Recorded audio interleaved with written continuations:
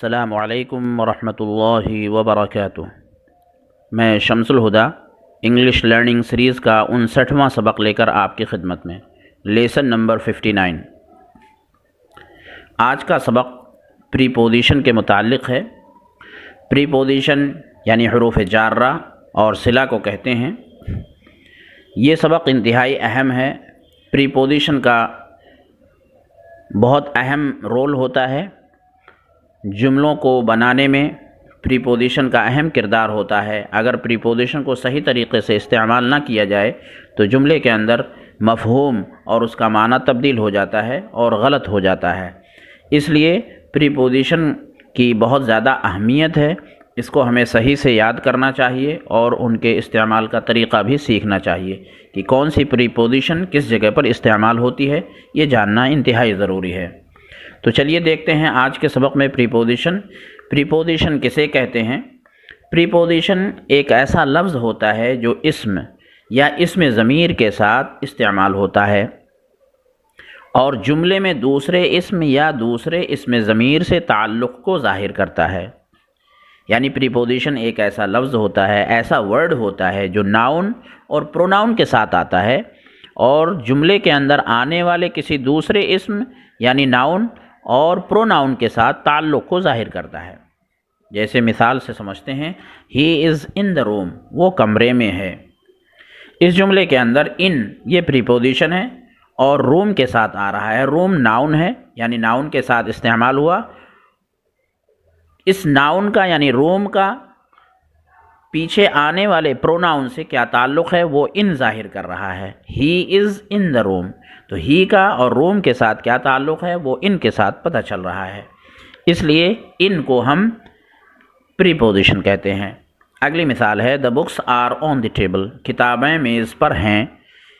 इस जुमले के अंदर ऑन ये लफ्ज़ प्रीपोजिशन है, टेबल के साथ यानी नाउन के साथ इस्तेमाल हो रहा है और टेबल का और बुक्स का क्या ताल्लुक़ है, इस ताल्लुक़ को ज़ाहिर करने वाला लफ्ज़ ऑन है।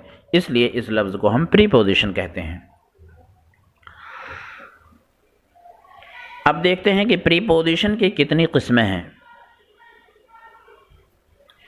प्रीपोजिशन की कुल 3 किस्में हैं। सबसे पहली किस्म है सिंपल प्रीपोजिशन यानी सादा प्रीपोजिशन। सादा प्रीपोजिशन या सिंपल प्रीपोजिशन क्या होती है? मुफरद प्रीपोजिशन को सिंपल प्रीपोजिशन कहते हैं।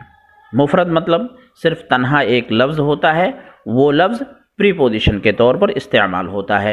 यानी किसी इस्म के साथ आता है और दूसरे इस्म और या इस्म ज़मीर के ताल्लुक़ को ज़ाहिर करता है। तो मुफरद प्रीपोजिशन या सिंपल प्रीपोजिशन या सादा प्रीपोजिशन, उसकी कुछ मिसालें हमने यहाँ पर लिखी हैं। जैसे एट, 88, एट के माने पर, और बाई मीन्स से, फोर मीन्स के लिए, फ्रॉम मीन्स से, इन मीन्स में या अंदर, ऑफ मीन्स का, की, के, OFF ऑफ के माने दूर, अलग, ऑन मीन्स पर, आउट मीन्स बाहर, थ्रू मीन्स आर पार से, टिल मीन्स तक, टू मीन्स तरफ, और अप मीन्स ऊपर, विद मीन्स साथ। इसी तरीके से और भी बहुत सारी प्रीपोजिशन है जो सिंपल प्रीपोजिशन यानी मुफरद की शक्ल में इस्तेमाल होती हैं। उनकी कुछ मिसालें हमने लिख दी हैं। ही इज़ एट होम, वो घर पर है।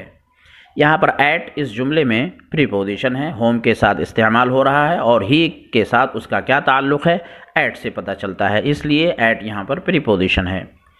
He went home by car, वो कार के ज़रिए घर गया। यहाँ पर बाई ये प्रीपोजिशन है, कार के साथ जो नाउन है इस्तेमाल हो रहा है और उसका ताल्लुक़ ही के साथ क्या है, बाई के ज़रिए से पता चल रहा है। इसी तरीके से अगले जुमले में, the T is hot for me, यहाँ पर टीयर लिखा गया है गलती से, ये टी है, टी मीन्स चाय। The T is hot for me, चाय मेरे लिए गर्म है। यहाँ पर फॉर इस जुमले में प्रीपोजिशन है। ही इज़ फ्रॉम दिल्ली, वो दिल्ली से है। इस जुमले में फ्रॉम ये प्रीपोजिशन है और ये सारी प्रीपोजिशन सिंपल प्रीपोजिशन कहलाती है, मुफरद प्रीपोजिशन कहलाती हैं। दूसरी किस्म है प्रीपोजिशन की कंपाउंड प्रीपोजिशन। कंपाउंड के माने होते हैं मुरक्कब प्रीपोजिशन, यानी लफ्ज़ों को मिला करके बना लिया गया हो, ऐसी प्रीपोजिशन को हम मुरक्कब या कंपाउंड प्रीपोजिशन कहते हैं। वो प्रीपोजिशन जो किसी दूसरी प्रीपोजिशन उमूमन ए या बी को जोड़कर बनाया जाए उसे कंपाउंड प्रीपोजिशन या मुरक्कब प्रीपोजिशन कहते हैं। जैसे अबाउट के माने होते हैं कि मुताल्लिक़, इसमें बाउट के साथ ए लगा दिया गया, वो अबाउट हो गया। इसी तरीके से बव के साथ ए जोड़ दिया गया, अबव हो गया, मुरक्कब बना दिया। क्रॉस के साथ अक्रॉस ए लगा दिया गया तो अक्रॉस हो गया।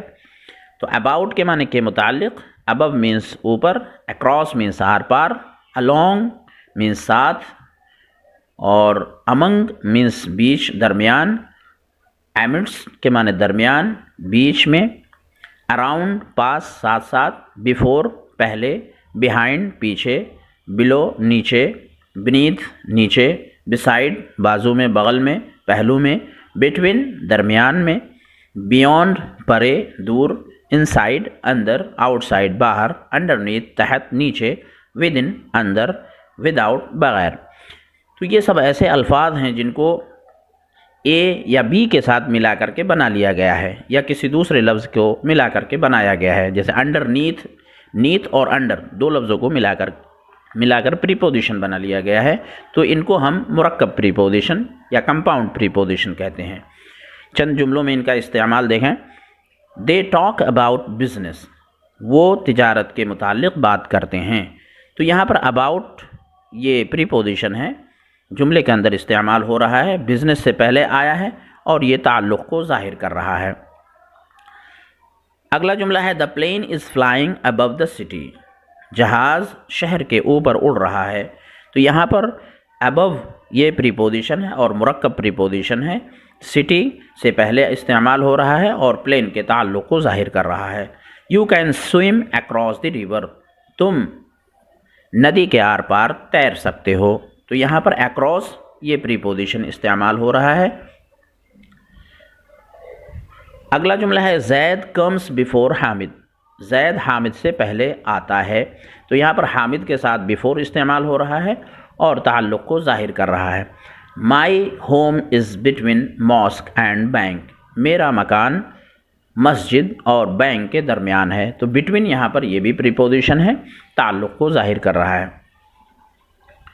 तीसरी किस्म है प्रीपोजिशन की फ्रेज़ प्रीपोजिशन। फ्रेज़ प्रीपोजिशन, मुहावराती प्रीपोजिशन। तो वो क्या है? अल्फाज का ऐसा मजमुआ जो एक प्रीपोजिशन के तौर पर इस्तेमाल हो। अल्फाज का मजमुआ है लेकिन उसको सिंगल प्रीपोजिशन के तौर पर, एक प्रीपोजिशन के तौर पर इस्तेमाल करते हैं, उसे हम फ्रेज़ प्रीपोजिशन कहते हैं। जैसे मिसालें बहुत सारी हैं। अकॉर्डिंग टू, यहाँ पर अकॉर्डिंग और टू ये दो लफ्ज़ों को मिला करके एक प्रीपोजिशन बनाया, इसलिए ये फ्रेज़ प्रीपोजिशन है, मुहावराती है।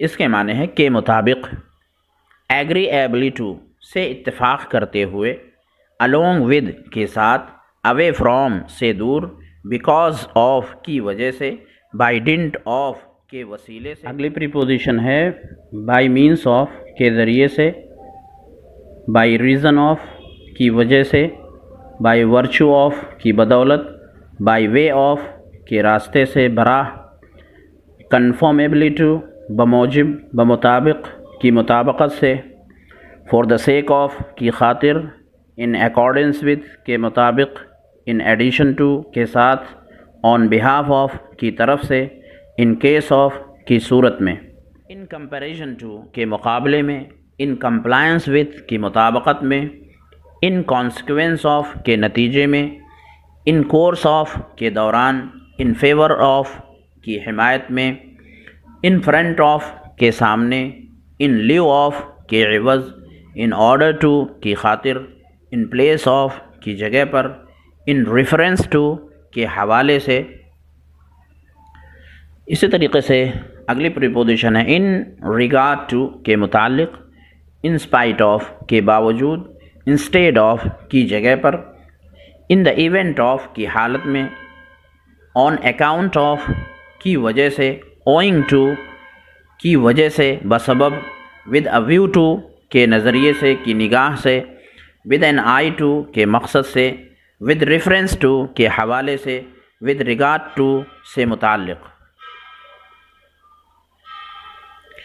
तो ये जो फ्रेज़ प्रीपोजिशन हैं वो बहुत ज़्यादा हैं, इनको हमें ज़बानी याद कर लेना चाहिए, मानी के साथ ज़बानी याद करें। इंशाअल्लाह हम इनको अगले सबक में जुमलों में इस्तेमाल करेंगे और जुमलों का माना भी बताएंगे।